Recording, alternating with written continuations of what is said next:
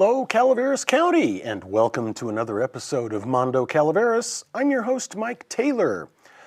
I've got to be honest, one of my favorite guests is here this time, and it's probably because I met this man before anything showed up on the hills of San Andreas. And my guest is Ed Stewart, one of the co-founders and the executive director of the Performing Animal Welfare Society, which operates ARC 2000 here in San Andreas. Ed, thanks for being here. Well, thanks for having me, Mike. You bet, Ed. 36 years you've been doing it. Hard to believe. I started when I was very actually middle-aged. We've been in San Andreas now 20 years. 20 years, yeah. Just this year is it. Because ARC 2000, that is the year it was actually opened, correct? Right. We started PAWS in 1984. Yeah.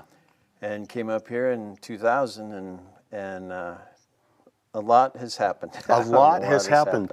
You know, give folks the sort of abbreviated version of what PAWS does.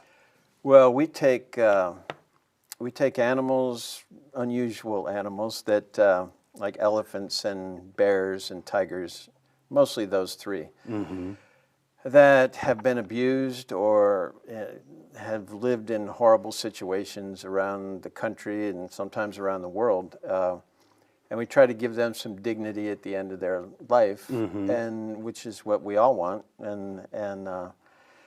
So we take them, but we also advocate for animals that are in those situations and try to stop the problem. If you have an animal sanctuary and all you do is take animals but you don't try to stop the problem, then you're part of the problem. I think you're a facilitator if you do that. So we spend a lot of time just trying to get people to understand that an elephant doesn't belong living on a chain in a circus for 95% of her life. And so when you can get an animal like that out of a situation like that and turn them out into the nice, this time of year, nice green the area, beautiful foothills. Yeah, it's beautiful for them, and you can see a change in their life. It actually, people sometimes I think want to believe that animals in captivity, especially elephants, you know, let's face it, the largest animal that we basically keep in captivity, aside from a few of the whales that are still stuck in some spots, but they don't belong fenced in, do they? No, I just did an interview for the newspaper in San Diego, and they were talking about breeding elephants in captivity, and I said, you know, they were talking about successful breeding programs, and I said, for me, it wouldn't be a success if I see a baby elephant standing behind a fence. That's what its whole life. Its whole life. That's what I personally, and it's probably because of the relationship I've developed over the years with the folks at PAWS.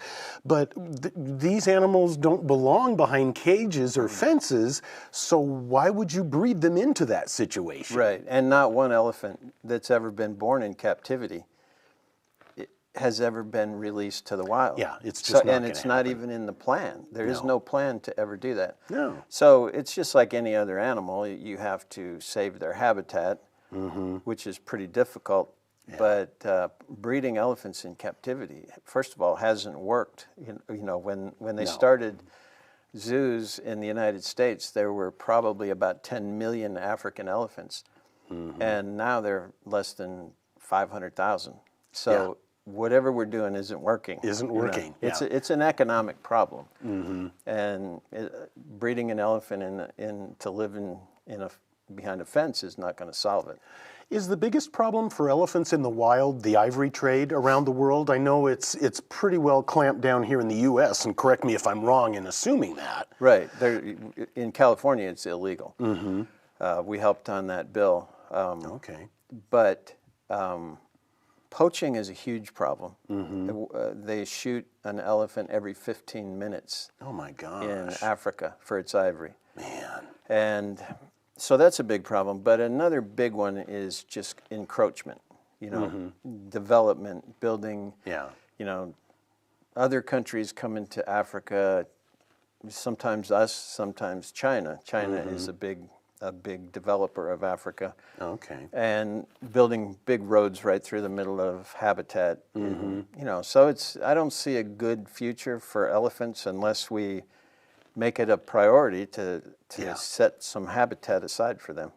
And are the national parks in Africa, are they maybe approaching adequate? Or, I mean, I know we need to preserve a lot more space for them. Well, we're in contact with some people, actually all over Africa, working with elephants, but now some of the politics are changing, some of the economics are changing. People aren't allowing elephants to cross their land like they used to. Oh. And so it's the more you tighten elephants up in the wild, you know, just like any other animal, The less well they do. They look like they're getting into trouble, but they're just doing what they were designed to do. Yeah, yeah.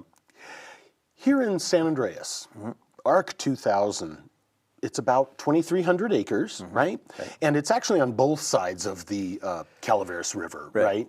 But you guys do you plan to ever cross the river? Will you develop on the other side at all? You know, I don't think so. Okay. I mean, it's important to us to do, you know, to put our money where our mouth is. You know, we think saving habitat is the way to save not just the trees and the plant life, but also the animals. So if we have about 1,200 acres on the far side, on the mountain side of the Calaveras River, and we're saving that, and we want to make sure we want to make that mountain the only mountain, maybe the last mountain in Calaveras County that doesn't have a light on it at night.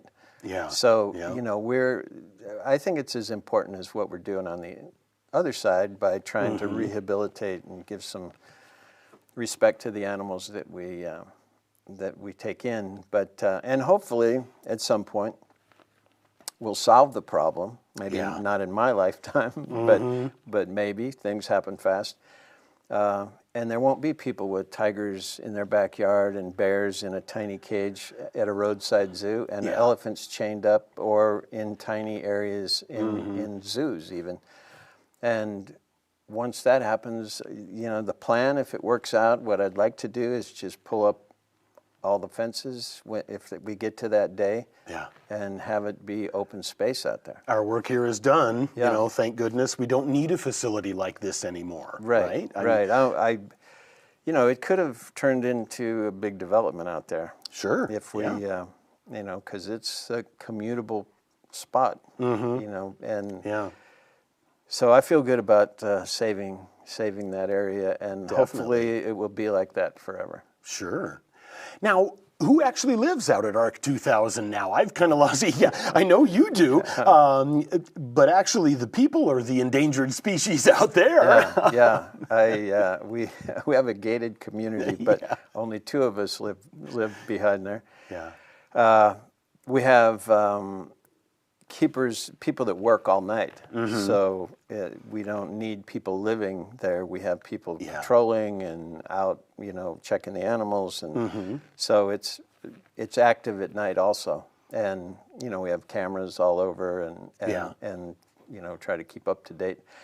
But you know, I'm there in case something happens with one of the old elephants. Mostly, you know, an elephant problem is a big, you know, and we have the second oldest African elephant in the country right now. Oh wow, which one is that? Out of hundreds and hundreds of elephants, we have this elephant named Lulu. Oh, that's Lulu. Okay. From the San Francisco Zoo. Yeah. Who we thought might be around for maybe 5 years when we took her, and she's been out there 15 years, and she is a pistol. She is, you know, really gained her confidence. She was deathly afraid of elephants when she came here, which sounds odd, but she didn't really know what they were because of captivity. You know, it's not a normal social structure in captivity. You know, we have our African elephants. We have one from Mozambique, one from South Africa, one from Swaziland, one from Zimbabwe,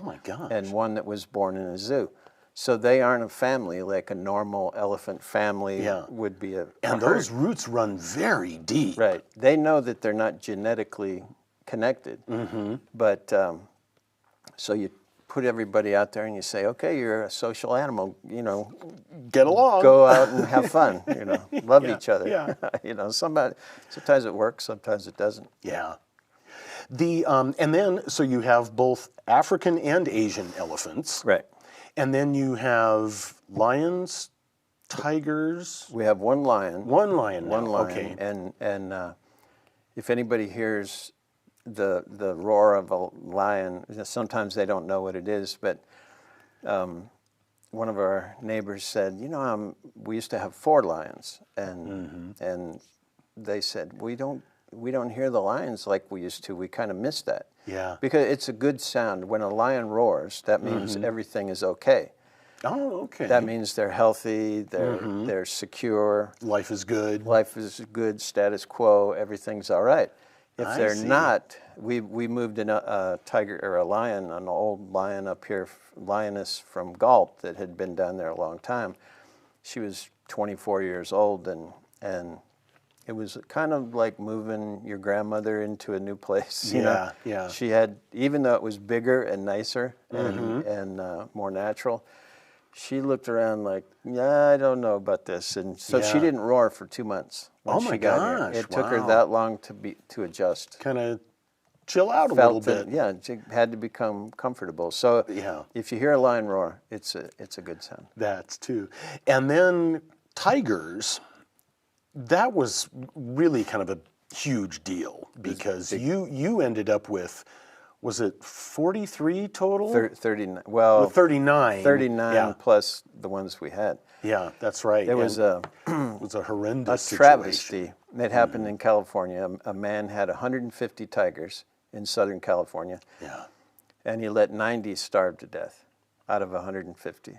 He had 58 babies that he let die, and he put them in the freezer, and probably for a black market sale, So Pat Derby, my partner of 37 years and 1 day, 37 years and 1 day. Wow. We went to a fundraiser in Southern California to help raise money to take care of these tigers wherever they might wind up. And I told Pat, I said, this is 2003. I said, they think we can take 39 tigers, the last 39. And she said, well, we can't do that. She announced at the fundraiser. 10 minutes later. Yeah. I thought, oh my God, she just said we will take 39 tigers. My gosh. So that took our 5-year plan from moving our other animals to San Andreas from Galt. It threw it off about 20 years. But the biggest tiger rescue ever in the history of the world. Yeah, and you built an absolutely, I would think that if I'm a wild tiger stuck behind bars, which these are, right, I've got it pretty good if I'm living out at Arc 2000. It is probably the biggest tiger areas anywhere. Yeah. And you do what you can. It's not big. We never think it's big enough. We always want to. That's why the big industry now is breeding tigers for photos. If you see somebody at a fair, they have tiger cubs. It's a horrible industry, and a lot of the animals we get come from that. So we're fighting that industry, and there's federal legislation now that could put an end to that. They breed we have a brother of a female that normally a tiger will have a litter every 3 years. She had 4 litters in 14 months. Oh my God. They took the babies away immediately. She came back in season, bred again. The last litter, they were all dead, and she almost died. And my gosh. But these people don't care. No, they don't. It's all about the dollars from the tourists. You get cash, and so please, if anybody sees this, don't pose with a baby tiger. It doesn't do anything for conservation. It's the worst thing that people can do. There are more tigers in the United States in people's private hands, twice as many as there are in the wild. Oh my Yeah, goodness. there are about 3,500 in the wild and about 7,000 in private hands, I had not no counting idea. zoos. Not counting Not zoos. counting zoos. Oh my gosh. Yeah, it's the biggest. So we worked on elephants for about 15 years, and we made great headway, Yeah. with elephant welfare in the U.S., around the world, actually. And then about 5 years ago, I said, man, this tiger thing they need help, and Yeah. we're good at this. And so we started attacking the tiger problem.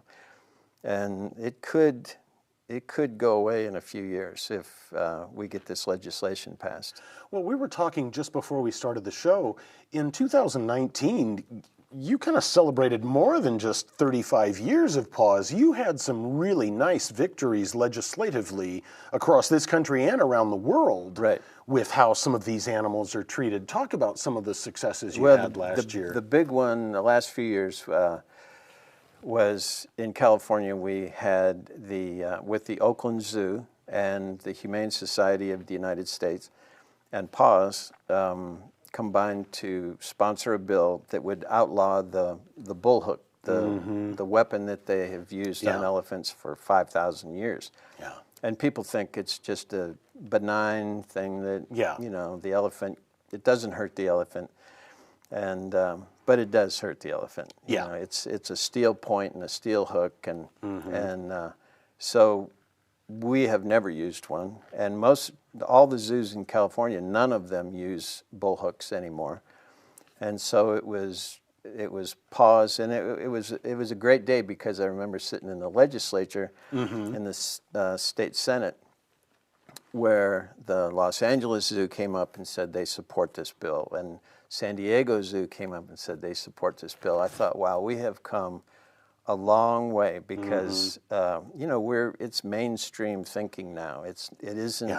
It's nothing radical about trying to respect animals. So getting the outlaw on the bullhook made it impossible for the circus to travel around, because that's the only way they can dominate the elephants in the circus, and they know it. So so that stopped circuses from coming to California. Yeah, and and I will say it, congratulations, because that's something. I mean, I've seen some of the videos that you guys have in your. I almost called it a treasure trove, and it's not. It's a travesty trove. And you just. No, you don't want something hooked in under your fingernail to pull you somewhere. And I might also add that Frank Bigelow was very helpful in getting the bullhook ban passed. Our assemblyman, well, good for him. He came out to visit us, and he's a rancher, and our place is a ranch, and we had a lot in common. And he saw how we worked with Nicholas, our bull elephant. Big bull elephant. He's taller than a basketball hoop. Yeah, he has grown. I saw him about 6 months ago, and I hadn't seen him for a few years, and I was dumbfounded at how big he has gotten. It's something. Big, he's long, and he was at a circus, and he lived in a 16-foot by 16-foot indoor concrete stall for most of 9 years. My gosh. Why he has any of his brain left, I don't know, but he is. I told Pat and Bob Barker, who, was very helpful, and also very active at finding elephants for us. He's done his share of filling up the hotel, hasn't he? I said, look, we cannot take a bull. They're too big, too expensive. And Pat and Bob Barker said, well, just go see him. Just go, because he was the last elephant in this horrible circus, and nobody would take him. Wow. So he was scheduled to go overseas, and who knows what would have happened to him. Yeah. So I went to see him. I thought, my God, it was as big as this little corner of the room here. Yeah. And I thought, well, we can do better than that. So and I'm you so have happy. the Bob Barker bull barns. We have right? Bob Barker. 2 of them? 3 of them. 3 of them. Three of them. Gosh. Yeah. But at the moment, you only have Nicholas as the one and Prince. bull. Oh, there is Prince out there. Yeah, I Prince. forgot about Prince actually is a bull that was born at the Portland Zoo, and then shipped off to the Ringling Brothers Circus. Oh my gosh. Yeah, people So, that can't believe that that would happen. But any rancher will tell you you don't need all the bulls. yeah, that's And right. so the bulls go out the back door, and who knows where they go. And he wound up living about like Nicholas was living. These bulls that are in circuses, bulls in captivity, have it really, really harsh. And is that because of when they go through must? Yeah. Is that Well, because they get so difficult then? I mean, it's like yeah, hormones gone awry. yeah. The elephants have a testosterone blast that's higher than any other mammal. Wow. So it's a serious thing. It's like a deer coming into rut. Yeah. So they don't want to eat, they don't want to drink, they're looking for females, and they could be very destructive, or they could even spar with another bull, and so people restrict them. I mean, in India, when the bulls come into must, they chain them to a tree and don't feed them until they come out of must, till their body says, look, breeding is important, but eating is also we need important. to survive, yeah, too. so they come out of must. But even when Nicholas is in must, he still comes up for his foot trim, his blood draw, you can give him an injection. He has a microchip behind his ear. Oh, does he? Just like your dog. Just in case he escapes. Yeah, I think you probably know where he belongs. Yeah, I think we'd know where he goes, but and that's interesting that you mentioned that. Is it protected contact? Is that what it's called? That's what it's called, yeah. And I have explained to people it's basically a bamboo stick with a tennis ball at the end, and you basically kind of teach them target, and then they learn that, oh, put my foot through that, because your fencing in that part of the barn is much closer so that the elephant can't get a hold of people. Right. And so there's a square where the elephant's foot comes through, and then it's you safer for us and For you. and better for them. Sure. There's no negative. We never even tell them no. They don't even know what the word no means. Yeah. And either you count on them wanting to come and participate in their own health care. So when we got Nicholas, Nicholas was 13, and he was a very aggressive little guy. Yeah. Big guy. And he had only been worked with a bullhook. And it was, so everything you had in your hand, he thought you were going to hit him. He thought was a weapon. Yeah. So it took a few times, a few days for him to understand that he wasn't going to be hit. Yeah. And it took, Brian, who's our elephant manager, and Margaret, who's a consultant. They worked with Nicholas when he came in, and it took 17 5-minute sessions to get him to the point where he would let you take blood from the back of his ear. Yeah, because you do it from the back of the ear, right? Yeah. But so it's doable. He'll stand there for an hour while you trim his toes. Wow. He just loves it. And maybe I'm trying to overhumanize them, but do they know that you're helping when you're working on their feet like that? I don't think so. Okay. I've always wondered that. I don't think so. But they do know that when they get the stick in the back of the ear for a blood draw, they get about 10 jelly beans. Yeah. Jelly bellies. Well, and that's it. I got to ask, what are some of the treats that, might be that little nudge over the hump to, really motivate? Jelly beans, something sweet? Yeah, some of them, like, we know the man who owns Jelly Belly, so he sends out jelly beans if we need them. And we don't give them very many. Yeah. But it helps when they get a jackpot, like when they do something really good. Yeah. They might get 10. And so you drop them in while you're drawing the blood. The vet is drawing the blood. Yeah. And you drop them in one at a time into their trunk. Yeah. And he's waiting for the next jelly bean. Is he counting? Well, you just keep going until you get your the blood is 12 gone. cc's. Oh, cool. And now that we're talking about health and we're down to our last few minutes, but you also, year before last, opened the clinic, the Pat Derby. Now, what's the exact name? The Wellness Center. Wellness Center. Right. And so now you can treat the tiger's teeth, which was a big deal. It was a bit. We used to have to go to Davis, and so it was stressful for me. Yeah, It was stressful for them to load up, go in a like a stock trailer, and take them to UC Davis, and then after the procedure, you have to bring them back.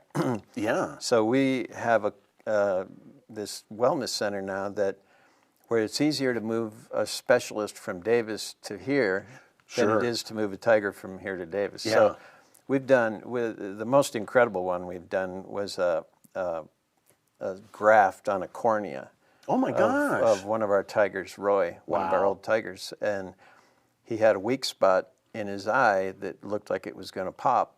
And so they came out and they tranquilized him, and they did this incredible surgery where they moved a piece of the area of like under your eye, under your eyelid, and sewed it to his cornea with these tiny little sutures. And so it's been about a year and a half, and Renee, our head tiger keeper, takes a close-up picture of it every week and sends it to the vets, and it's doing great. An incredible surgery. Just so that would have been impossible to do. Sure. To drag him all the way there and back to do that. And you'd be doing it 2 or 3 times, it sounds like. Probably would have been at least twice, yeah. Wow. So now you've got some medical facilities where you can do a lot of treatment. Obviously, you're not moving the elephants there. No. Have you treated any of the bears in the wellness center? You have? Yeah, okay. You can it's a great design. The good thing is we design everything ourselves, and so we only have us to blame if it doesn't turn out right. Well, you're the pioneer kind of in this. There's only one other elephant sanctuary in the country. Is that correct? Yeah. And so we can also weld, and we can make adjustments if we want to do something. But with the wellness center, our vet, Dr. Guy, designed the whole thing, laid the whole thing out, and it's absolutely perfect. She knew just what you were going to need where. She was kind of like a newlywed, I remember the day that it was dedicated, and she was floating around on cloud 9. It's very impressive. I mean, it's a very impressive facility, and we're just very, very thankful for the people who helped us build it. And it's here in Calaveras County. I want to editorialize for just a moment, Ed. I remember walking around ARC 2000 with you and Pat in 1999, 98, and you were saying, and the elephants will be here, and we may have bears, and we'll probably end up having some tigers, and I thought, okay, yeah, I'll believe it when I see it. And now to be 20 plus years later and to see it, congratulations. Thanks. And thanks for all the work you do. And I know you buy a lot locally, so I really appreciate that. We try to buy everything we can locally. Yeah, you do. And just so folks know, pawsweb.org is the website. You can donate, you can adopt an elephant. No, you don't get to take it home with you, but you can contribute to PAWS there. Ed Stewart, thank you so much for being here. Thank you, Mike. I really appreciate it. Folks, take care of the animals, and maybe they'll help take care of us over the long haul. Until next time, I'm Mike Taylor. Enjoy.